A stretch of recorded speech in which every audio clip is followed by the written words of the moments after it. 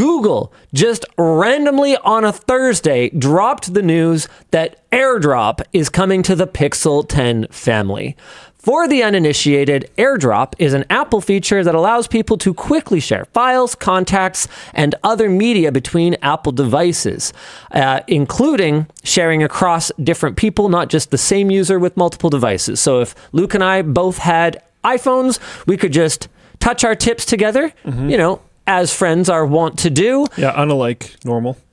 As long as we have our settings configured, and then we can just form a direct connection and send files to each other. It's really nice, especially for things like ingesting video footage from an iPhone to a Mac computer. Oh yeah, did I mention it's not just phones? You can go to iPads and other Apple devices as well. Now, Android has had a competitor to this called QuickShare for quite a bit of time. It's gotten some updates over the years to compete with the walled garden, and you could kind of think of this as just an even fancier update. But it's kind of a bigger deal than that, because whether you agree or disagree with the importance of things like, iMessage, FaceTime, walled garden features like that, AirDrop is something that many people do feel is extremely important. It's awesome. And it's really cool. Our title for this topic is actually really funny. The timing for this was hilarious. I don't know if you saw this on Twitter, but literally a week ago, Elijah was complaining about the same switch to iOS app that I was having so much trouble with when I switched over to iPhone most recently. Okay. Because he just bought an iPhone. And the reason that he bought an iPhone, literally the reason, was that he recently went to an event where he actually straight up missed out on making important contacts, making important connections, because people were just like, oh, sharing my contact with you is more work than just touching my phone to yours? Yeah, I'm good. Now, the first thing I said to him was, I don't need the contact information of anyone who's that much of a shithead. I've also I've never heard of that, nor seen it, nor experienced it. You don't travel in the same circles as everyone else necessarily. That event that he was at, I have been to before and was invited to. It is a different year today, and potentially a different generation of attendees. By one. A different generation of attendees. It was last year. No, I'm not talking in terms of generation of the event. I'm talking the age group of attendees. Fair enough. So I might have been to the event, but not... And hung out with boomers. Yeah. Yeah. That's possible. Yeah. So Fair anyway, enough, yeah. I am definitely the type of person to get to an event like that, find the people that I actually want to hang out with, and then stand in a corner and just talk to them. Yep. Yeah. So I've been teasing him actually a fair bit this week, because right after he went through all the hassle of getting switched over to the iPhone, and he was complaining to me about it. He's like, "No, the thing's so stupid, but I'm doing it because I just really need AirDrop." Immediately, Google dropped this news, and I was like, ha ha. Meanwhile, I'm actually dailying the iPhone Air anyway, just because it's my job to kind of know both of them. I actually have a lot of notes from this time around. iOS 26 is kind of terrible. I just mean in terms of bugginess. I've heard in iOS's defense, I've heard bad things about the Pixel. They're saying this is a Pixel 10 thing that's coming, right? QuickShare. Mm-hmm. I've heard negative things about the Pixel 10 as well. I honestly, my Pixel 9a was extremely buggy out of the gate. Oh. I've generally heard good things about Pixel 9. The 9a is the budget one. It has great battery life. That's the killer app of that phone. It also has no camera bump. Those two things are keeping it in my pocket as my one that I'm gonna have some of my stuff that's a pain in the butt to migrate as I make my way through a number of devices that I want to be using over the next little bit. But there's definitely some bugginess, and it can be very frustrating. But I am often running into issues with my AirPods. on this. Huh. I think I caught it on video where it's like my AirPods are showing up, like they're connected, they're the active device, but they're just not playing any audio, and the only way to get them to work is to put them back in the case, pull them back out, and connect them again, which, yeah, sure, turn it off and turn it back on. That's a totally valid troubleshooting step or whatever. Just you'd think a first-party device like that, and like one of the most first popular versions of a first-party device like ever, would probably be fine. Now, in fairness to Apple, it could be, because I've experienced this, I think exclusively with Plex. I don't use my AirPods to listen to music much, and I don't use them for calls much. I use them predominantly to watch things on Plex. So it could just be that Plex is a steaming pile of garbage. So I can't blame Apple for it, but it is an observation that I've had, that it has not been a seamless experience with the AirPods. Anywho, I've been teasing Elijah about this week because he literally did it for nothing. The Pixel 10 family will now be able to use QuickShare to complete file transfers with Apple devices and their AirDrop function. The Apple user will need to adjust their settings to make the device discoverable to anyone. But that's totally a thing, because anytime you want to, like, we run into this on set all the time because we use iPhones for our teleprompter displays.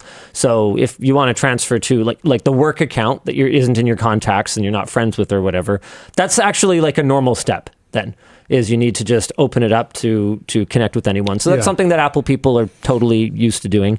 And then you can just adjust the time that it's open. So you said it's like 10 minutes or whatever, and then it'll close back off. It's a pretty normal step. A Google spokesperson confirmed that this was not a collab with Apple, but rather we accomplished this through our own implementation. They also said, and this seems like they're trying to get out ahead of Apple claiming that this is a giant security problem and it needs to be closed down because the only devices that are secure to transfer a file are Apple device. So they said their implementation was thoroughly vetted by their own privacy and security teams, and also they engaged a third-party security firm to pen test the solution. Now, the downer here, and this actually kind of sucks, is that this is not an Android feature. This is a Pixel OS feature. And Pixel 10 specifically. And it has not been confirmed if it will be available across the rest of the Pixel lineup or across the rest of the Android ecosystem. They have specifically said Pixel 10 family. Specifically. Those exact wording.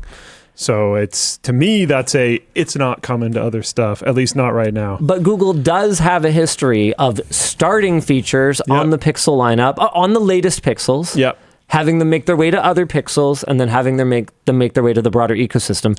But I also just kind of wonder if this feature is going to survive long enough to make it to those other devices, because you've got Apple's to imagine, push, probably. You've got to imagine that Apple's going to be finding ways to, at the very least, passively aggressively make this not as good of an experience. Easily, yeah. Release updates every once in a while that just change things enough that it won't work. Tim00x3 says, but what stops Apple from patching this out? I mean, they didn't work with Apple on it. And from a technical standpoint, very little. Pretty much nothing stops Apple from patching it out. But from an antitrust standpoint, and Apple has been under more scrutiny lately around the App Store, potentially there could be reasons for them to not obviously, publicly, intentionally lock down the interoperability of their walled garden. With that said, in the US in particular, enforcement has been inconsistent across the various administrations. And I would say the current one, it seems to have more to do with how ring-shaped your lips are and less to do with your actual behavior as a company, whether you will be investigated or not. It's trying to make them as flat and wide and not ring-like as possible. Good. You succeeded. Thank you. Discussion question: is this a good move or a bad move? I think it's pretty sweet. However, saying, hey, screw those guys with their walled garden ecosystem. We're going to make our walled garden ecosystem compatible with theirs. Ha! Now freedom for all, like especially just our customers. Just Pixel 10. Yeah, just Pixel 10 use. Like you're not quite Robin Hood at that point, Google. You're like, who are you at that point? You're Robin Hood if he only distributed the rich guy's wealth to his merry men, you know? He's like just the king of the neighboring castle. Yeah, a little bit. It does kind of feel that way. Curveball question. Elijah. Okay, that's not really a question. Recently bought an iPhone for AirDrop. Also not a question. Oh, so I accidentally told the story that he had in his questions at the beginning. It sparked a brief conversation in writers' meeting about should that be a video where Elijah talks through his phone choice, and we go for the title of "I bought an iPhone for no reason. This was a major mistake." Do you think the audience cares about others' experiences with phones, or should we keep doing Linus 30-day phone challenges? I think that, especially given that Elijah was the host, not the host, but he was the interviewer, he was the tech support, he was the facilitator of the entire Switch to Android and Switch to iPhone challenge series. I think him doing a follow-up where, okay, I oversaw all of y'all switching devices. I also made a decision. I'm getting in on the action. Here's why I did it. Google announcement, mic drop. This might have been a huge mistake. Am I sticking with it or not? Yeah. Now that I've used it for a month. I think that's a great piece of content. I think it's good. If you really, if it didn't feel like there was enough meat on the bone, which I think there might be, but if you didn't feel like there was, I think you could maybe check in with people that have switched within the last year and see how they're feeling about their devices at this point in time. I think that could be interesting because Yvonne said she was going to go back to her Android, but she actually hasn't bothered yet. See, that's super interesting to me. I talked to her the other day about it. I was like... These might even be two different videos. I was like, you're still on the iPhone. And she's like, yeah, it's a lot of work to switch devices, and I find that I just can't care that much. That is a take that does matter to me, to be honest. Because if it's that... No. Because the next thing she said was that if I was in office full-time right now, I would 100% be switching back. Ooh. Because the productivity management tools are just plain better for her needs. On Android. Yeah, and just like planning. That's so interesting because I know you guys have your business calendar thing that you like a lot. Yeah. But there's... Business calendar is goated. There's people that feel equal but opposite about iPhone. Like the best flight tracking app, as far as my understanding goes, is iOS only. How much do you fly though? No, I know. This is an argument that I hear from people. I use my calendar every day. I use a flight tracking app once in a while when I fly. Like I don't know, man. It's just like, iOS people say equal but opposite things, but I guess it kind of depends on which things you use all the time. Like I know someone that flies like often very short flights, but like almost every week. Really? Sometimes within we California. both know someone who flies that much. I'm not talking about that guy. Oh, okay. But I'm talking about, a different guy. And Flightly, people are saying Flightly, that sounds right. It just like lives and dies by that app. What is that? Is that me? Is that you? Might be me. Whatever that, just turn your... Sorry. Yeah, I'm wow. on it. It is me. Wow. What a guy, dude. Sorry. What a guy. All the iOS users in chat just got flagged. Yeah, it doesn't matter. I love that on Android you can just drag down your volume button and mute your phone. You don't have to like interact with the screen at all. You can't do that? It's why can't you do that? So what you can do is you can configure the action button for D&D. Okay. But I don't have mine configured for that because I have it configured to be a flashlight because I find that more useful more often. That's pretty cool. I do you find that nukes your battery in your pocket often? I love that. There's a setting for it, Linus. Stop being wrong. What are you talking about? Is there a setting to turn down the volume and it will mute your ringer? Because I'd love for that to be a thing. Hold on. Let's see. Let's see. Yes. Yeah, sure. Let me check. I'm checking. Part of my problem is that I'm switching devices all the time, so anything that's not default can be hard to remember. Oh yeah, change with buttons. There you go. So it's not the default, but yes, you can hold it down and change your ringtone and alerts volume with buttons. Very nice. All right, cool. I still maintain the management on it is much more intuitive on Android. Basically what happens is it controls whatever is going on now.